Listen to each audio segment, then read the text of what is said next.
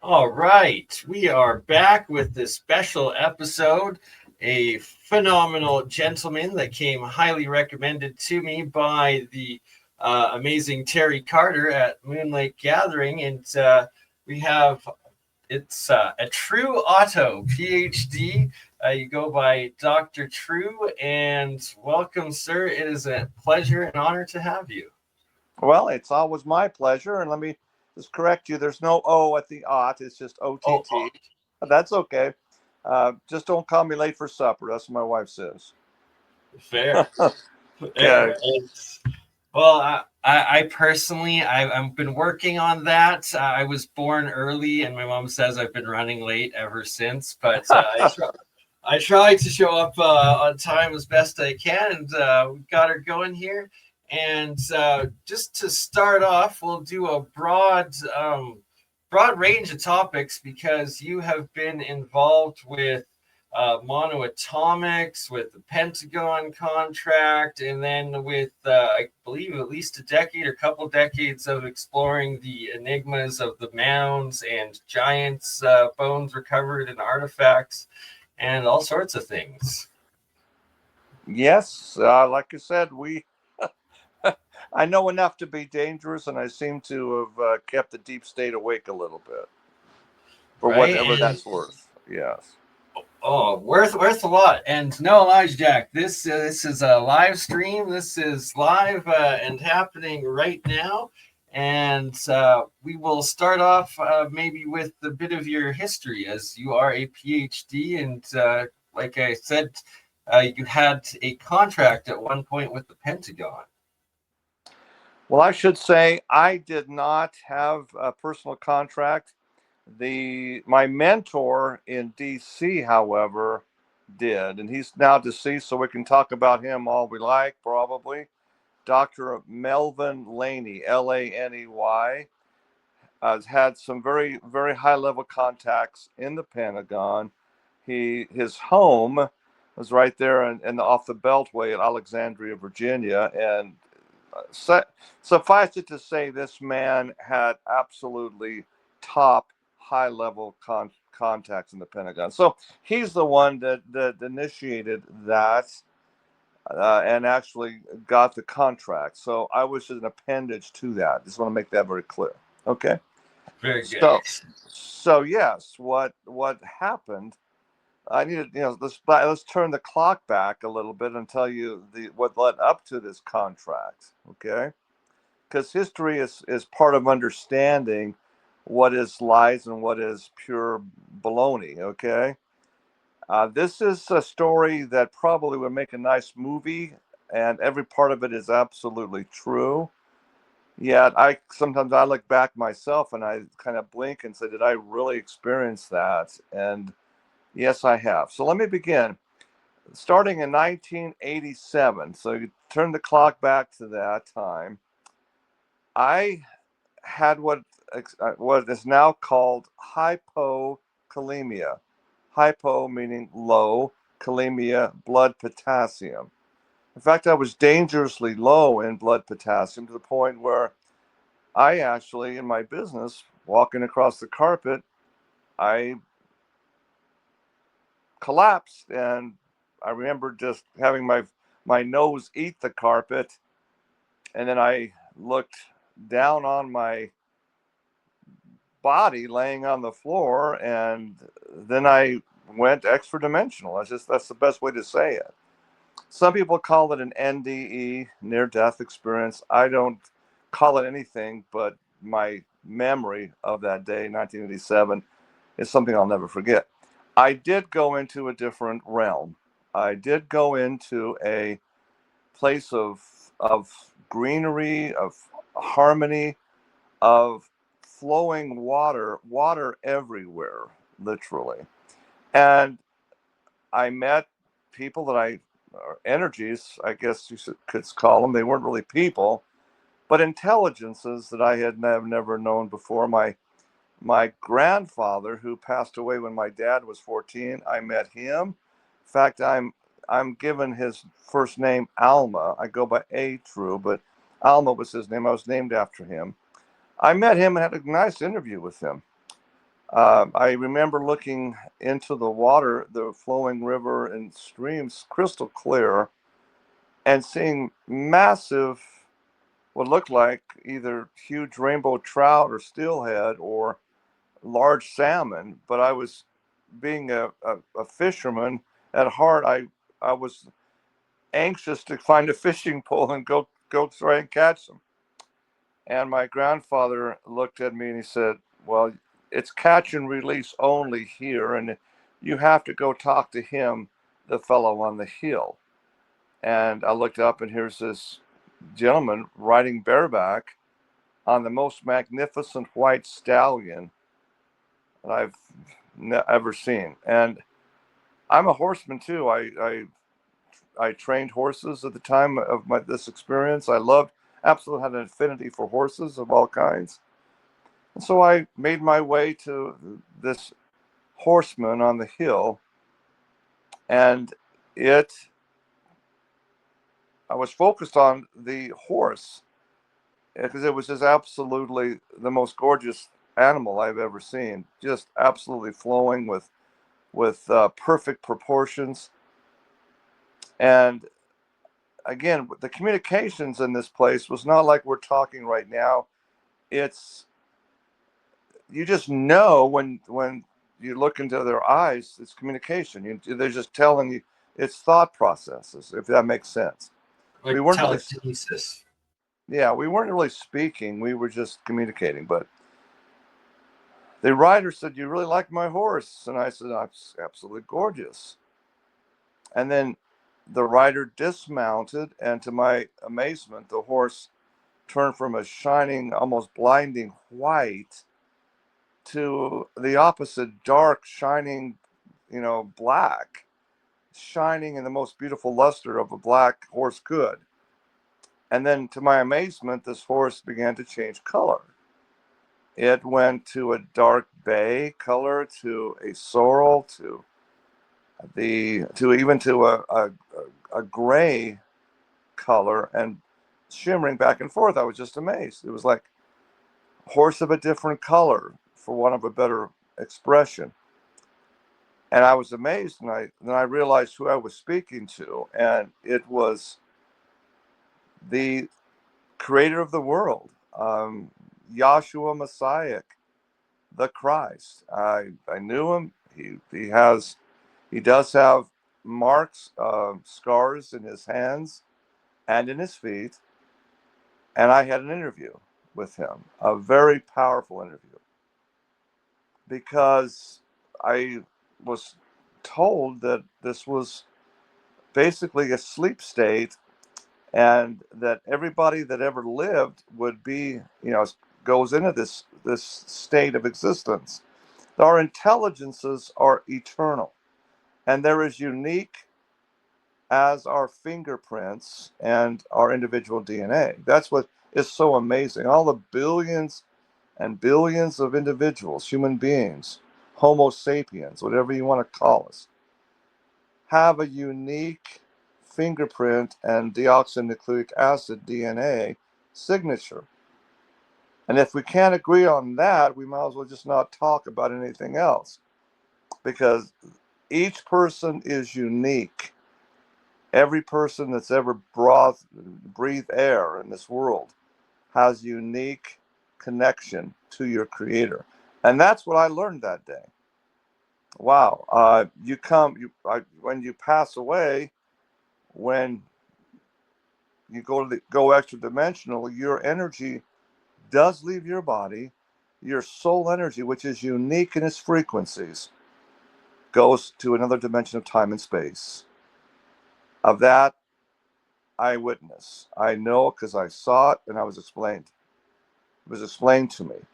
Now, that does not mean, however, that this intelligence will go to live with the Creator in a harmonious afterlife. And I've explained that the key to that is just simply not working for it, not trying to be the best person, but just developing a relationship with that Creator. That's what's key. It's not about religion. It's not about a dogma or a church priest or whatever telling you. No, it's relationship wise. He I explained to me. absolutely love that. Sorry, I just had to say I absolutely love that, and I fully relate that it's about creating your own sovereignty with our creator and creator consciousness and source, right? That's exactly what I was told, and I hadn't gotten that, and he let me know because I was missing that, and he let me know very clearly that where he would go in the upper, and there's multiple heavens, for want of a better word. The Bible talks about 7 heavens. I believe there's probably much more than that. I don't know for sure how many there are, but there is a place where he dwells, where this high intelligence of creation dwells. And he explained to me, because I had no relationship with him, that I would not be with him in the eternities. And then I felt something that I've never felt before. I have since, but before that time, there's something called love. It's an overpowering sensation of just acceptance of being one with him. And that's what we hear the script all the time. God is love. Well, yes. Christ, God, Father, Holy Spirit, it is love. And when you feel it, you can never explain it. It's beyond human words to actually give. So it's I can just tell you that it's an energy field and a sensation, a frequency that just engulfs you, and everything is okay. Everything is all right. And then I realized, well, if I can't be with him in that love, it's a terrible robbery. And I demanded, I said, that's just not fair that I just didn't have a chance to experience that and fully develop it. I passed away much too early. I was in my 20s. And I was like, I guess the best way to describe it, what I felt is like George Bailey in It's a Wonderful Life. I want to live again. I want to live again. No, I don't want to be robbed. And long story short, I woke up in the back of an ambulance with a sheet over my head. And the EMTs, which were friends of mine, actually, I knew them pretty well. I remember coming out of anesthesia. Stay with us, True. Stay with us now. Stay with us now. And they picked up my heartbeat where I was flatlined before. And they explained to me that I was flatlined for a good 50 minutes. And 50. yes, 50. It's in my medical record. Over Wow. 50 minutes. They actually gave me 7 of those big electrical jokes, to get your heart beating. And after the 7th, they don't do an 8th. They said they were limited to 7. And so they loaded me up in the onto their gurney in the back of the ambulance, and I was flatlined still. So the next thing was, well, 50 plus minutes, I should be brain dead. And my wife, Right? bless her heart, says I am brain dead. So I'm, I must be. I would argue that, but your wife definitely has more experience, so I will not debate her. I had to, there was damage to my heart. I've had some valve um, replacement things going on in the last 4 or 5 years. The cardiologist team that looked at my records, they said, this must be a typographical error. 52 minutes? No, that must be 5.2 minutes. I said, no, that's what they told me. And they said, well, you should have brain damage with with that. And I said, well, tell that to the biblical Lazarus. Okay, he was dead for 3 days. I can tell you that the creator of the earth, the creator of the universe, is not limited by science. I'm just going to tell you that. And he looked at me like, whatever, okay, well, let's go forward. So, did I have an NDE, near death experience? Absolutely, most positively. Do I talk about it to a lot of people? No, I really don't. In fact, this is probably the first podcast where I've actually, I don't know why I'm telling you this. Well, I appreciate you opening up, and well respected, sir. So this is the background of leading to the Pentagon contract, because at that point, when I came back to myself, they had the blood work up, and they said you have virtually no potassium in your bloodstream. So they immediately began an IV drip, where it's not saline solution; it was more potassium. And man, did I have like, wow, I'm back. At this time, I could reverse dunk a basketball. I played collegiate basketball, and I thought I was in semi-pro athletic shape. I actually worked out with Pistol Pete Maravich and the Utah Jazz when they first moved to Utah. So I mean, wow. And by the way, Pistol Pete Maravich died of the same thing, hypokalemia. He just dropped dead after a workout. So it happens. It happens. And I was so fortunate, so blessed to get that IV drip in me, and I was like Superman, in the phone booth. I was ready to go. I'm good. Everything's fine. Um, the hospital didn't really want to release me because it just happened. But hey, I'm a businessman. I had a business ship to take care of. I have, $1 million business I was working, and I had to go take care of business. I needed a ride back because I rode to the hospital in an ambulance, and I wanted to get back. And so I called up a friend. He came and picked me up, and that's what happened to me. This was 1987. However, the potassium level still kept going down. The For whatever reason, I could not assimilate potassium in my food. They gave me horse pills, large pills of potassium. They did absolutely nothing to me. I ate bananas like King Kong to get the potassium. I couldn't absorb it. I had to go in regularly for a potassium drip, like every 30 days. And I didn't want to be like that the rest of my life. I just wondered why in the world my gut was not absorbing potassium, a critical electrolyte. And that search to find out why, to fix me, led me to Dr. Linus Pauling and my friend Dr. Melvin Laney in Washington, D.C. In fact, for the record, it was Dr. Melvin Laney who introduced me to Dr. Linus Pauling, two-time Nobel Prize winner, and the fellow who wrote the book on minerals. All right? So Dr. Laney and his referral to Dr. Pauling was intrigued with my ability to write, to express verbally thoughts, and he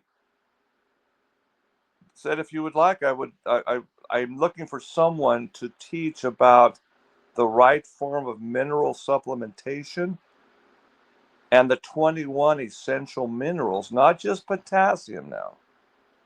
There's 21 minerals, 7 times 3, that Dr. Pauling explained are critical for the human body. Dr. Pauling said many, many times, you can trace every disease, every condition, ultimately to, quote, a mineral deficiency.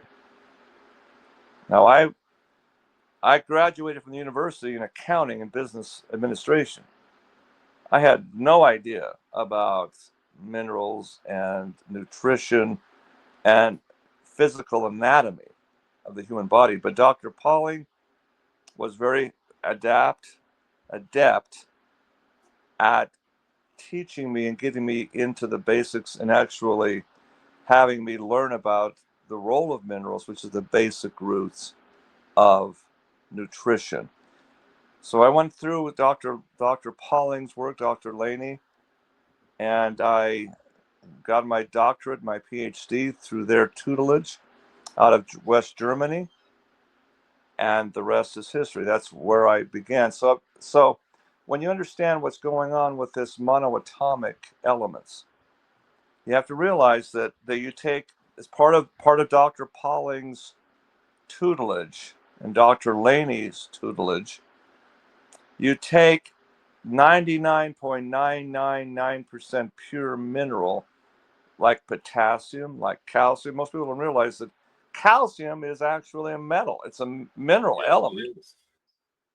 And so you have these pure elemental rods that are pure to the 90.999 percentile, and then through a specific electromagnetic release of ions, they are released into pure distilled water. That is the basis of my mineral company, Mother Earth Minerals. That's what was formed in early 1991. So here we have 21 minerals, and part of, when Dr. Pauling passed away in 92, we were busy discussing the role of platinum group minerals, PGMs. Platinum group minerals are unique in their structure, he was telling me. Specifically, his field of research that he was working on with me was exploring all of what platinum is and how platinum oftentimes shows up when you have gold and silver, precious metals of that stripe. What makes platinum an essential mineral element, and what makes the subset in the periodic table of the platinum group minerals, PGMs? Well, the intrigue was focused on iridium. Now, iridium, part of the platinum group minerals, is called a rainbow element. When you have pure elemental iridium under the microscope, it is iridescent rainbow looking. It's beautiful, actually. So we were exploring ways. He said you can break down rhodium and other platinum group minerals into the solute that's needed, but he was having problems having iridium release. So I was experimenting again. My doctoral thesis, my PhD thesis, was to map out what makes minerals do their job at the cellular level in the mitochondria and the Golgi complex inside the cell. And believe it or not, it's all about frequency. It's sound. It's a pulse rate. Now, you met me at the Moon Lake Gathering, which is a lot of a sponsorship is from metal detectors at a high level. Fisher and others was great to give us some of these new modern metal detecting equipment, because that's what it's all about. There are now metal detectors that you can set to a specific frequency to pick up gold or silver or platinum or even rubies and diamonds. These things are so sophisticated now, they can actually search for gold only or silver only or platinum only. And it's based on exactly this scientific fact. Minerals work because they exude a specific frequency. All right? And I have that all in my doctoral dissertation. I'll tell you, the 21 minerals in my dissertation, I have the exact Hertz frequency they pulse at. That exact. Oh my. Okay, I definitely need to read your dissertation after this, because everything you're describing is exactly what I'm working on. It's so parallel. It's amazing, but I'm going to shut up and let you continue. I just had to interject there. Well, like I said, I don't have anything scripted here with this interview. I just let it flow. It's the way I've always done since I began broadcasting my own radio show live in 1989. And this is what I've been exploring the whole time: is what minerals, what is the role of minerals through Dr. Pauling's research and Dr. Laney's? What are the role of minerals in health and wellness and something called homeostasis, balance? Okay, so that's what I've been doing since I was on the other side and came back in the late 1980s. For whatever it's worth, I'm very quiet about it. We can talk for hours about when you start putting out pure healing is when you start getting targeted and arrested by the powers that be. Now, I don't want to be censored off of YouTube here or anything, but that's just a fact that happened to me. Dr. Laney and the World Naturopathic Health Organization that we founded told me up front, he says, if the more efficient your nutritional healing is directly proportionate to the amount of opposition you're receiving the powers that be. And yes, when I heard that, I didn't believe it. I thought it was conspiracy nonsense. I trusted the FDA and the powers that be that it was all science is good. I'm pro science, pro science, pro science. I didn't believe that would happen, but let me tell you, it did. I was arrested, shut down, my work confiscated, and I was charged with a class 1 felony. I was not convicted of such, but I was arrested. And it was a nightmare. So I choose to do what I do very quietly. I don't try to make a big sensation. I don't want to be a Fortune 500 company. Dr. Laney told me that's not what it's about. Dr. Pauling, the same way, said the same thing. Just help people that need to be helped, and they will come to you. So whether it's divine inspiration or whatever you want to call it, and you help those people, and that's all that you should focus on. Well, now I'm 65 years old, and the story is all in an unpublished book manuscript. A lot of it needs to be told now. That's why I'm sharing this with you in this podcast. It's an amazing story. It absolutely 100% of it's true. And so let's turn back now. That's the basis of it. Okay. So when you ask about the Pentagon contract, please, I'm sorry if I went around the barn a long way here. No, okay. This is amazing, and it gives good context. Okay. So in trying to get iridium rods to release into the pure water and have them be the way of distribution under the tongue, sublingually into the bloodstream, which is what every other mineral I do does, right? Lo and behold, we tried different things, different alchemical processes, aqua regia, other things, and acids trying to get it, because iridium was like holding on to its stuff pretty jealously. It wasn't releasing the minerals, wasn't releasing its ions, its angstrom particles, angstrom-sized particles, 1/1000th of a micron, named for Johann Angstrom, the Swedish chemist. That's the key to this: angstrom-sized particles binding with hydrogen ions. Okay. That's a nutshell. That's it, all wrapped up in one tight nutshell. So iridium rods would not do this, but as we bathe them with frequencies and different strengths of aqua regia, other alchemical means, what happened is unique. These rods began to grow. You know, like you see those chia pet things. You know. Oh yeah. You put chia seeds in the water, and they start to sprout and grow little chia hairs. It's like that.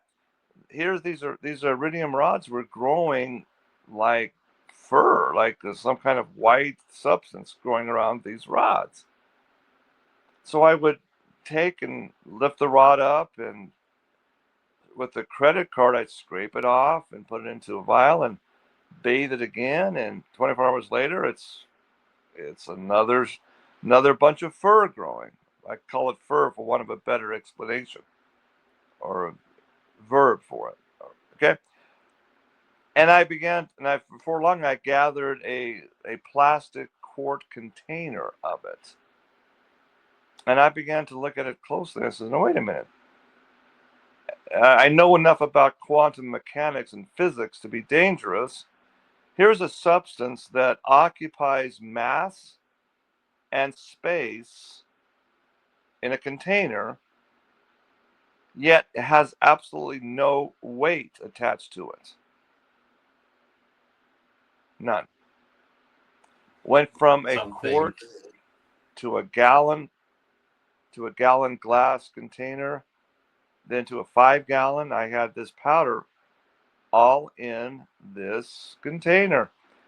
And I'd weigh the container, an empty container with the lid, with a very, very sensitive chemist scale, and get the exact poundage and to the micro ounce.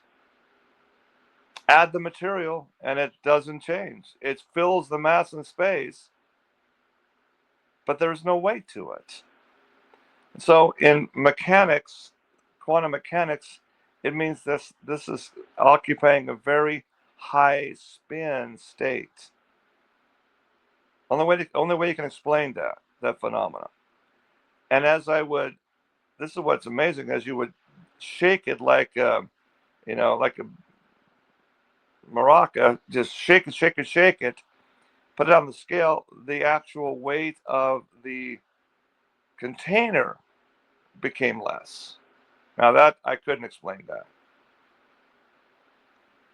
So and what you're stating is parallel to what David Hudson originally described in some of his experiments. But sorry to bring him up because I know that you've got some controversy with him, but I just wanted to bring that one parallel. Well, surely, yes, and I appreciate that. He was getting his research, nothing from I submit that it wasn't from himself.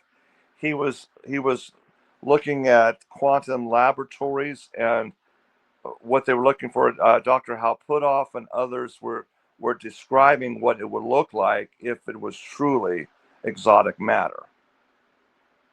Now, believe me, David Hudson, his work and his writings are and were scientifically accurate. But, and I, as I was trying to figure out what I had here, and looking into high spin state monoatomics, I came across him and his monatomic gold, and I bought some samples they sent, and they just flat out didn't. They occupied mass and space, but they were definitely heavyweights. They were weighted. Okay, it didn't fit the description of exotic matter. I'll leave it at that. Okay. Was it a different form of gold? Probably, but it did not fit the exotic matter definition. Flat out didn't. Okay. And I sent samples to the laboratory that Dr. Laney was involved with in Washington, and that became concurrent. In fact, I don't want to be negative, but it was more towards lead, PB, than AU gold. Now look at the periodic table. Look at lead versus gold. The difference is one simple little electron. Okay? It should be easy, for the alchemists of old to take lead, which is, pretty common, alter that one electron, and ta-da, you have gold, AU. So I just wonder if that, and I can't speak for Mr. Hudson, but I would think he's trying to find the philosopher's stone and try to turn lead into gold. And I don't know. I think that's kind of what he was looking for. I'm just, again, that's my opinion. Not, I don't know if that's true or not. That's just my opinion. But I regress. We need to go and look at, so we have this weightless white powder. So I sent it off to Dr. Laney in Washington, D.C., and he did whatever high-level analysis he does. And he's the one that came back and said, oh my goodness, high-spin powder like this will heal wounds, will stop bleeding immediately. And he actually put it out for, this is not anecdotal, he actually has some controlled work in about 6-week period, where he applied it to known hemophiliacs, free bleeding individuals. It clotted their blood and stopped their free bleeding immediately. So then it began to do some animal testing. First of all, is it safe? Is it toxic if you give it to lab rats and solute in water? Will it kill them? Is it toxic? No. It wasn't. It was actually worked as it actually made their fur more luxurious. It was like a big nutrient to them. So then looking at it on incision wounds on a controlled double blind, rats healed up, like 10 times faster with this powder put on the wound than not. Then so from there it went into human testing, and this is all rapidly under the Pentagon, the War Department. Come on.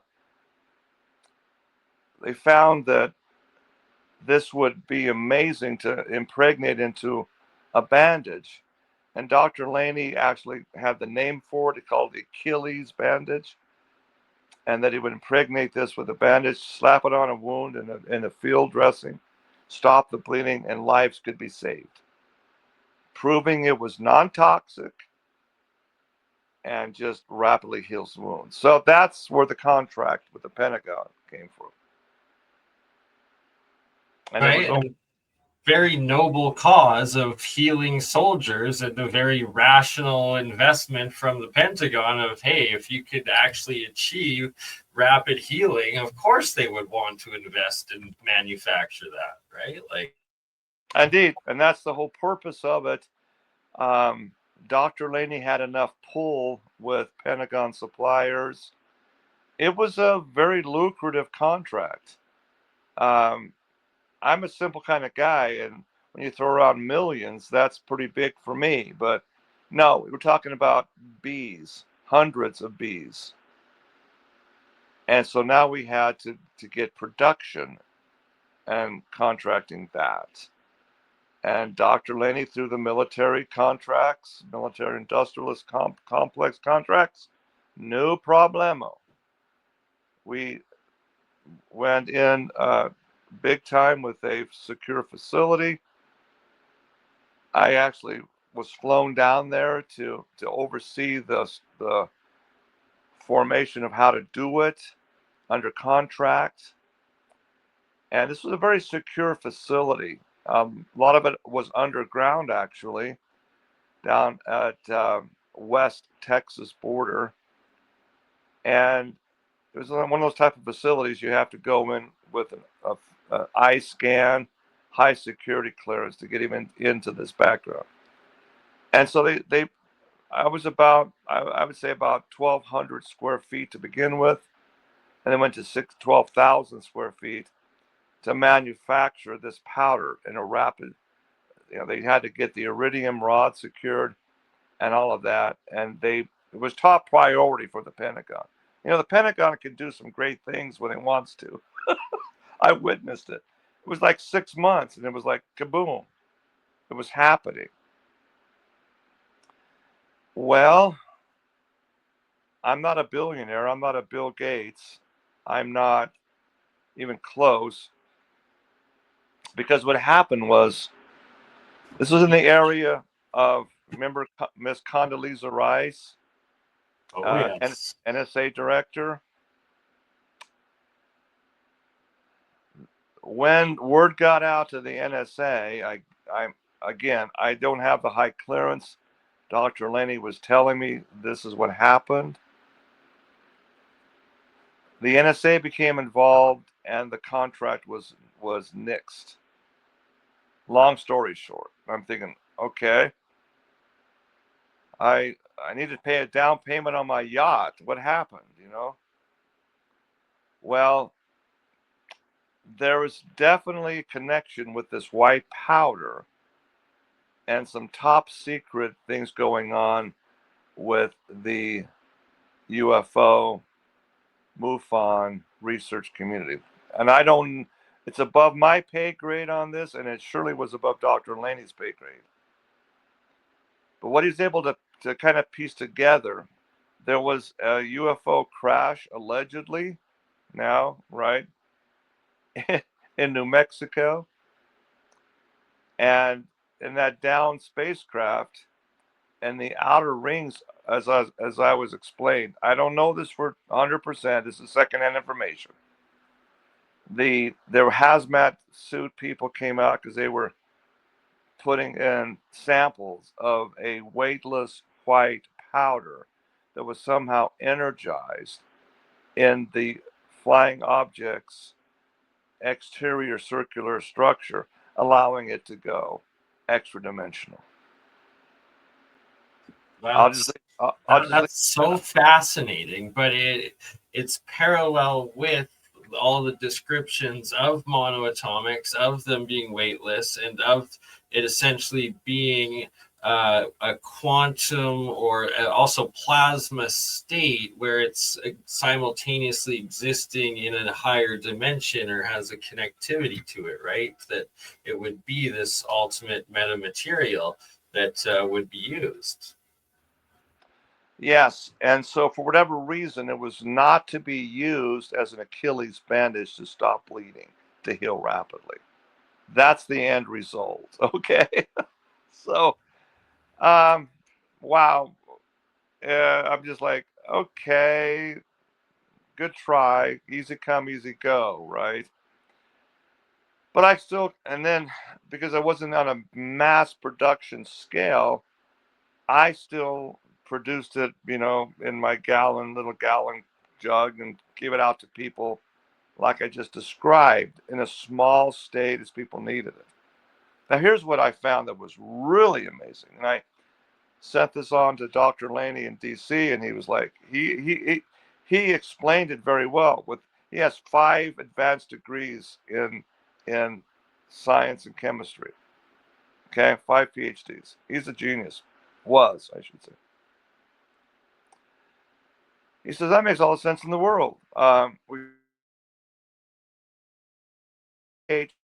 tetrahydrocannabinoids in their bloodstream, THC structures, which is delta.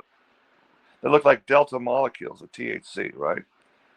We found this right by accident. People that would test positive for marijuana usage, when this white powder was applied to them on external wounds, we're talking healing in literally hours. And I'm not talking about complete and total healing, not just blood coagulation.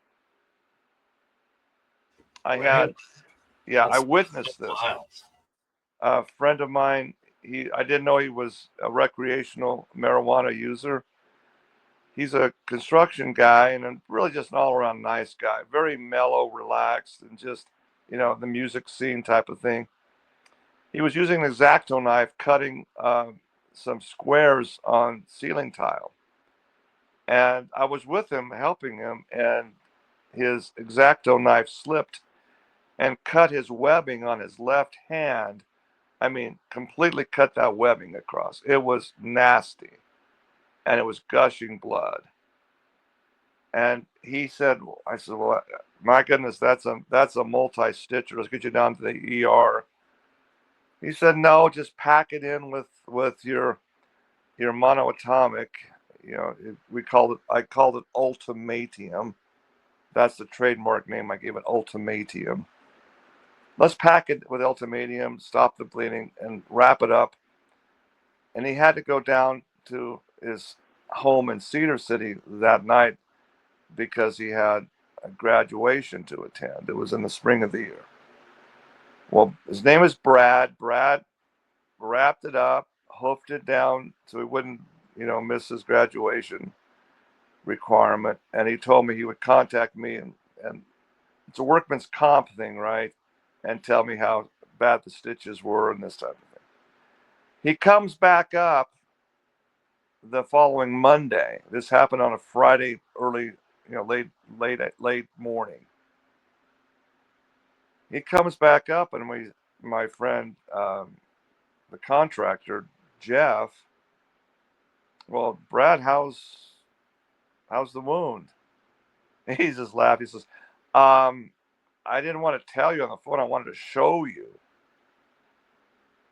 And he showed me his left hand. No evidence whatsoever of that nasty wound. There was not even any scar. My friend Jeff, he about passed out. He looked at me like, what? His jaw dropped, and he said, I got to sit down. I can't believe what I'm seeing here. And that happened not only with Brad, but with 5 other people with massive, massive wounds that healed, within 24 hours.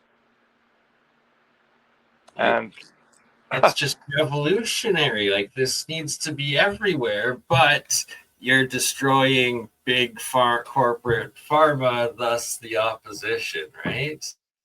Well, you have to wonder why, cannabis sativa is so demonized. And please believe me, now it's legalized to some degree now, right? It's not given the stigma it was 20 years ago. But my God, golly, so when I'm a conservative Republican, right? And boy, if it's illegal drugs, I'm against it, period, exclamation point. So when we witnessed what happened to Brad, and Brad confided, well, I wonder if it has anything to do with my cannabis use. And I thought, oh man, Brad, why are you doing cannabis? That's illegal, man. And so, for the sake of science, we got him to do a statement to Dr. Laney at what happened. And Laney, his chemistry understanding, said, of course, it's that the THC that does that. It'd be energized. And wow, do we have something really unique now?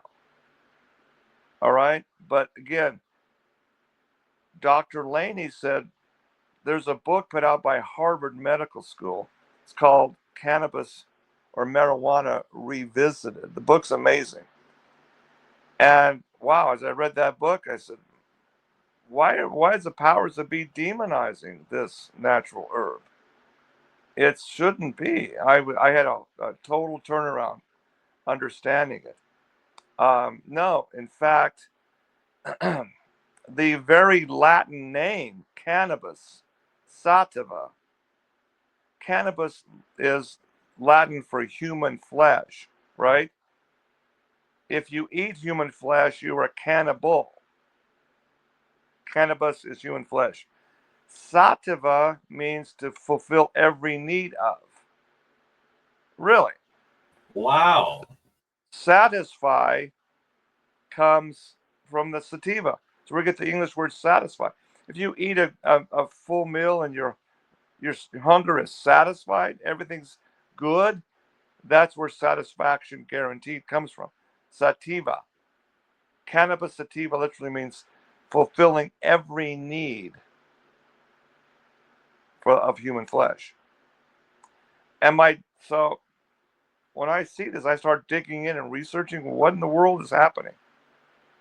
And then I began again. You've all heard of Henry Ford, the founder of Ford Motor Company, right? Of course. Do you know that Henry Ford was doing big inroads into hemp, also known as cannabis? Hemp.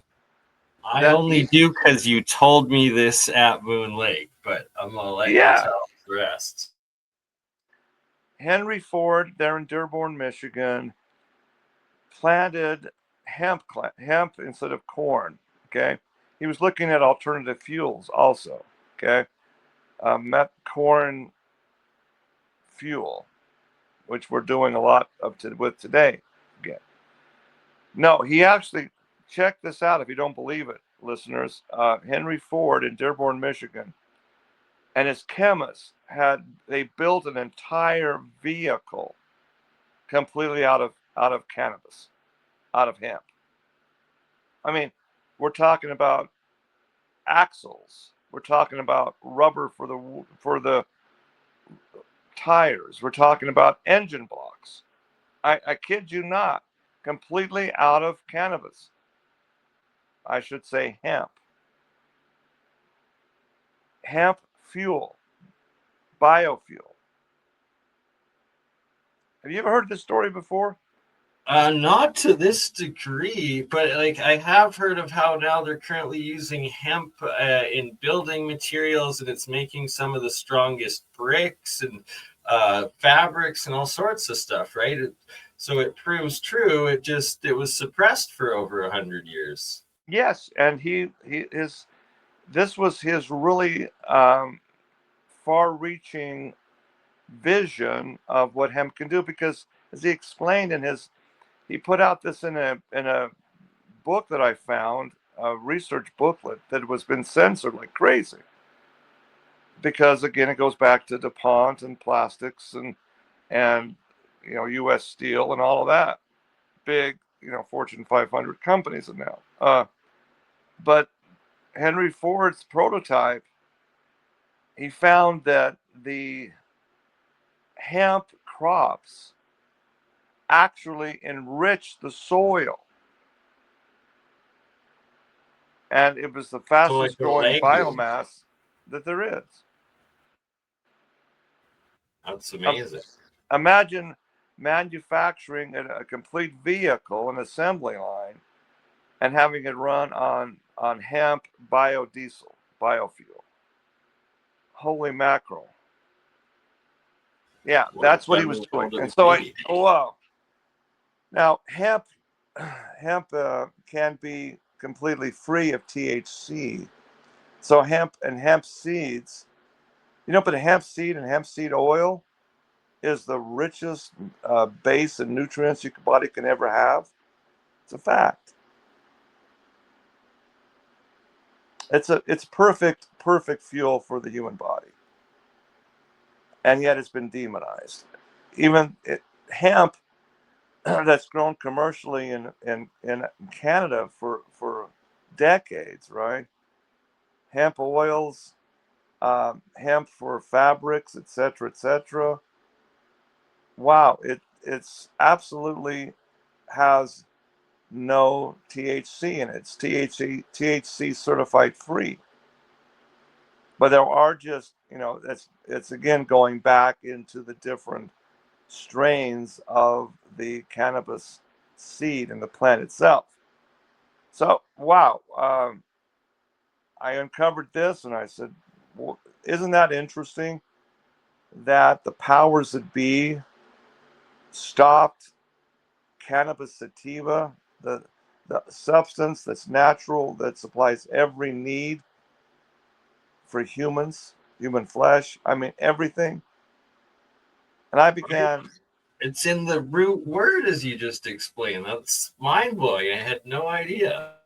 yeah, a lot of people. That's why we're, if on any podcast, if I can make people think and say an aha moment, I think we've done our job, and that's what I try to do. Is and again, I don't want people to just to take my word for it because I have a piled higher and deeper, designation behind my name.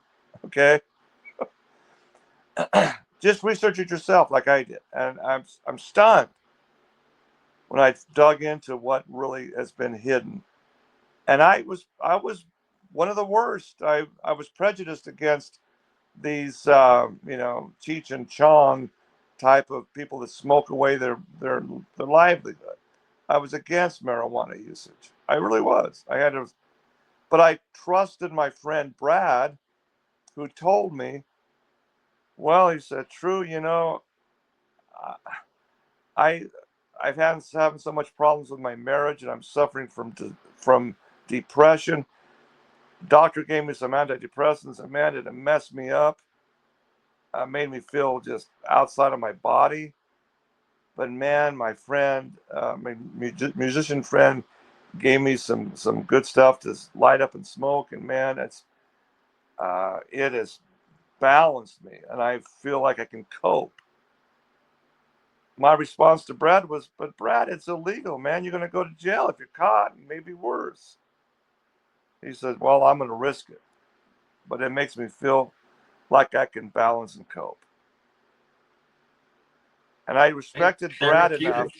Yeah, I respected Brad enough to say, "Well, let me research it for you and tell you where you're wrong." Okay. So I thought maybe it's a gateway to harder drugs and all this stuff. No, all the science shows it's nonsense. So anyway, that's my history of that, going back, combining the THC with the high spin iridium and seeing what it does for healing. Holy mackerel. So that's the story of, of the Pentagon contract that didn't materialize.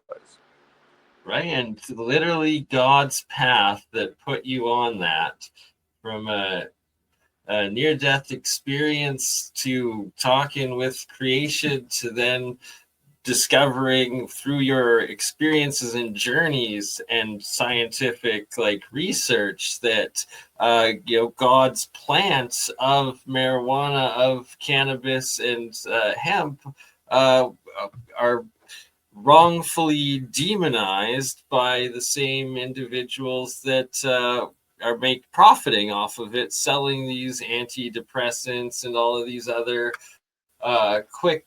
They're never cures. It's just a quick fix, always, right? That always have dependencies attached to them. They can't ever have a cure for anything. Yes, in fact, look back at the history of America, our founding fathers. And when I uncovered this, I was like, holy Hey, mackerel. shout out Terry Carter watching. Sorry, I just had to interrupt. We see Terry in the chat. Hi, Thank you. Terry. God bless. Terry's one of the good guys. I mean, he's one of the pure hearts in this world. I love Terry. So shout out to Terry. Okay, so look back at history in 1776. You realize something that is not taught in your history books? Who was the big power in the world in the 1750s to 1776? The United Kingdom, Great Britain. I mean, the Royal Navy went all over the world, right? Do you realize that these massive ships, because of the salt corrosion of the sails and the rigging of these massive ships, they had to be replaced about every year to 6 to 18 months because they would start to rip and rot.